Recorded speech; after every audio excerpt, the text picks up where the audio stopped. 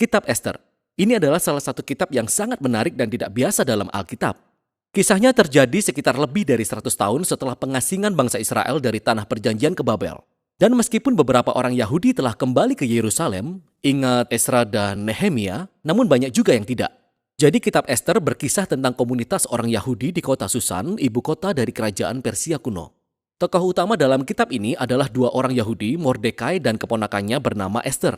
Lalu ada raja Persia yang suka mabuk-mabukan dalam kisah ini. Dan ada pejabat Persia yang bernama Haman, dia sangat licik. Nah, kitab ini sangat tidak biasa dalam Alkitab khususnya karena nama Tuhan tidak pernah disebutkan. Bahkan satu kali pun. Dan mungkin ini sangat mengejutkan bagi kita. Maksud saya, bukankah Alkitab ini tentang Tuhan? Tetapi ini adalah cara cerdas penulis yang tidak pernah diketahui identitasnya. Kitab ini mengundang kita untuk membaca sambil mencari keterlibatan Tuhan. Dan ada banyak tanda-tanda mengenai hal itu di banyak bagian dalam cerita. Kisah ini penuh dengan kutipan kebetulan yang sangat aneh dan pembalikan yang ironis. Dan semua itu memaksa kita untuk melihat bahwa tujuan Tuhan sedang dikerjakan dari balik layar. Mari kita selami kisahnya. Kitab ini diawali dengan Raja Persia yang mengadakan 2 kali perjamuan yang berlangsung selama total 187 hari. Dan semua itu bertujuan untuk memamerkan kebesaran dan kemegahannya. Pada hari terakhir perjamuan, Raja sangat mabuk dan dia meminta istrinya, Ratu Wasti, untuk tampil dalam pesta itu dan memamerkan kecantikannya. Ratu Wasti menolak dan dengan sangat marah, Raja menurunkan tahta Ratu Wasti dan membuat ketetapan yang konyol bahwa semua laki-laki Persia sekarang harus menjadi tuan di rumah mereka. Lalu Raja mengadakan kontes kecantikan karena dia ingin menemukan ratu yang baru. Ini seperti sebuah opera sabun yang buruk. Tapi disinilah kita diperkenalkan pada sosok Ester dan Mordekai. Ester menyembunyikan identitas Yahudinya dan mengikuti kontes kecantikan tersebut. Dan menang. Dan Raja sangat terobsesi dengan Ester sehingga dia mengangkat Ester menjadi Ratu Persia yang baru. Setelah itu, secara kebetulan, Mordekai tanpa sengaja mendengar 2 orang sida-sida Raja bersekongkol untuk membunuh Raja. Lalu Mordekai memberitahu Ester. Dan Ester memberitahu Raja dan Mordekai mendapat penghormatan karena telah menyelamatkan Raja. Nah, di sini, sejak awal nama Tuhan tidak pernah disebutkan sama sekali. Namun semua ini seperti sudah diatur oleh Tuhan. Apa yang sebenarnya ingin dilakukan oleh Tuhan, kita harus terus membacanya. Selanjutnya kita diperkenalkan kepada sosok Haman yang sebenarnya bukan orang Persia. Dia disebut orang Agag. Dia merupakan keturunan dari orang Kanaan kuno. Ingat 1 Samuel pasal 15. Raja mengangkat Haman ke posisi paling tinggi dalam kerajaan. Dan Raja memerintahkan semua orang untuk sujud kepada Haman. Nah, ketika Mordekai melihat Haman, dia menolak untuk sujud. Yang tentunya membuat Haman sangat marah. Dan ketika Haman mengetahui bahwa Mordekai adalah orang Yahudi, Haman berhasil meyakinkan Raja untuk memberlakukan ketetapan yang gila ini, yaitu untuk melenyapkan semua orang Yahudi. Dan untuk menentukan hari pembantaian orang Yahudi, Haman melempar dadu. Dadu disebut pur dalam bahasa Ibrani. Kita simpan hal ini untuk nanti. 11 bulan kemudian, pada tanggal 13 bulan Adar, semua orang Yahudi akan dibantai. Kemudian Haman dan Raja mengadakan perjamuan minum untuk merayakan keputusan mereka yang mengerikan ini. Nah, sekarang fokusnya beralih ke Mordekai dan Ester yang merupakan satu-satunya harapan bagi orang Yahudi. Mereka menyusun sebuah rencana bahwa Ester akan mengungkapkan identitas Yahudinya kepada Raja dan meminta Raja untuk membalikkan ketetapan yang sudah dibuatnya. Tetapi datang kepada Raja tanpa undangan khusus menurut hukum Persia merupakan sebuah tindakan yang bisa diganjar dengan hukuman mati. Jadi dalam sebuah pernyataan kunci, Mordekai yakin bahwa andai kata Ester tetap diam, pembebasan untuk orang-orang Yahudi akan datang dari pihak lain. Dan kemudian Mordekai bertanya dengan lantang. Dia berkata, siapa tahu, mungkin justru untuk saat yang seperti ini, engkau beroleh kedudukan sebagai ratu. Ester menanggapi dengan keberanian dan dia memutuskan untuk menghadap Raja dengan sebuah kalimat yang luar biasa. Kalau terpaksa aku mati, biarlah aku mati. Dan kita akan melihat terjadinya pembalikan yang ironis atas rencana-rencana jahat Haman.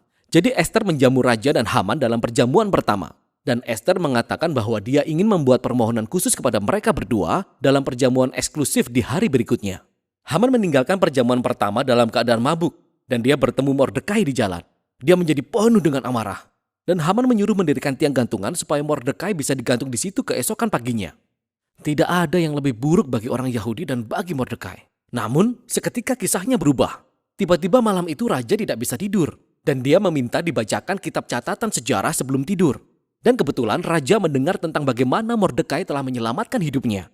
Dia benar-benar telah lupa. Lalu di pagi hari, Haman datang untuk meminta izin melakukan eksekusi terhadap Mordekai. Dan pada saat itu, Raja meminta Haman untuk menghormati Mordekai di depan halayak, oleh karena dia telah menyelamatkan hidup Raja. Sehingga sekarang, Haman harus mengawal Mordekai mengelilingi kota dengan menunggangi kuda kerajaan dan meminta semua orang menghormati Mordekai.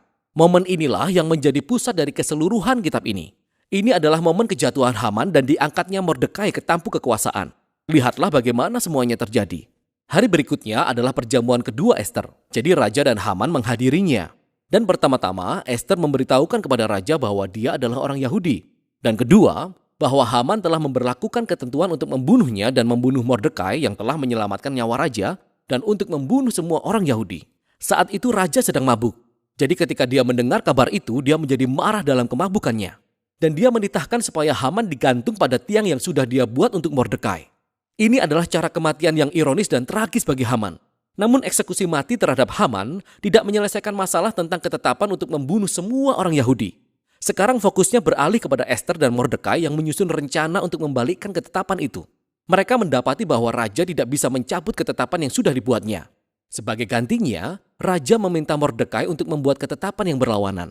Pada hari yang sudah ditentukan bahwa semua orang Yahudi harus dibunuh, yaitu tanggal 13 bulan Adar, orang Yahudi diperintahkan untuk melindungi dirinya sendiri dan menghancurkan siapa saja yang hendak membunuh mereka. Lalu Mordekai, Ester dan semua orang Yahudi mengadakan perjamuan dan pesta untuk merayakan ketetapan baru ini. Dan Mordekai diangkat sebagai tangan kanan raja. Dan tibalah hari yang telah ditentukan. Orang Yahudi menang atas musuh-musuhnya. Pertama, mereka menghancurkan keluarga Haman dan pejabat Persia lainnya yang ikut bersekongkol dengan rencana Haman. Kemudian di hari kedua, mereka mendapat izin untuk menghancurkan orang-orang yang menentang mereka di seluruh kerajaan. Ini berakhir dengan sukacita dan perayaan karena orang Yahudi diselamatkan dari pembantaian. Kisah ini juga menceritakan bagaimana Ester dan Mordekai membuat ketetapan tentang perayaan tahunan pesta Purim yang berlangsung selama 2 hari sebagai peringatan akan pembebasan orang Yahudi dari kehancuran.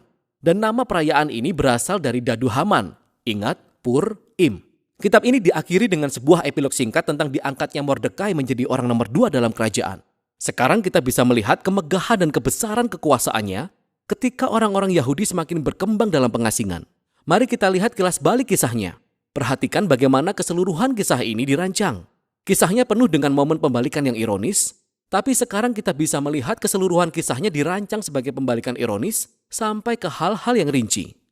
Jadi kemegahan, pesta, dan keputusan raja pada akhirnya dicerminkan oleh kemegahan, pesta, dan keputusan Mordekai. Ester dan Mordekai pertama-tama menyelamatkan raja. Tapi sekarang pada akhirnya mereka menyelamatkan semua orang Yahudi. Kemudian kita melihat pengangkatan, keputusan, dan perjamuan Haman yang dibalik oleh pengangkatan, keputusan, dan perjamuan Mordekai. Kemudian di bagian tengah, kita menemukan adegan perencanaan Ester dan Mordekai dan kemudian 2 perjamuan yang diadakan oleh Ester yang membingkai momen pembalikan terbesar di sepanjang kisah. Haman yang direndahkan dan Mordekai yang dimuliakan. Sungguh mengagumkan. Hal menarik lainnya dari kitab ini adalah ambiguitas moral tokoh-tokohnya. Ada banyak kemabukan, amarah, seks, dan pembunuhan, di mana Mordekai dan Ester menjadi bagian dari itu semua. Belum lagi pelanggaran mereka terhadap banyak perintah di dalam Taurat, seperti menikahi orang non-Yahudi atau memakan makanan yang tidak halal. Jadi, kisah ini tidak menampilkan sosok Mordekai dan Ester sebagai teladan moral, seolah-olah kitab ini mendukung semua perilaku mereka. Namun mereka ditampilkan sebagai teladan dalam hal tetap percaya dan berpengharapan dalam situasi yang sangat buruk. Sehingga kitab Ester sampai kepada sebuah pertanyaan yang muncul di bagian awal. Mengapa nama Tuhan tidak pernah disebutkan?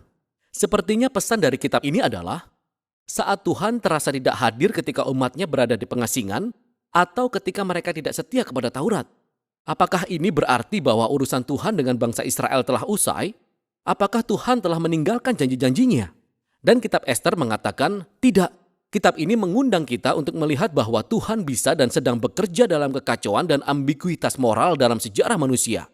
Dan dia memakai kesetiaan orang-orang yang bahkan telah berkompromi secara moral untuk mencapai tujuan-tujuannya.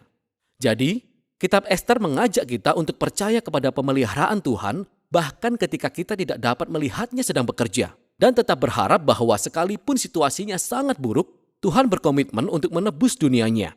Dan itulah isi kitab Ester.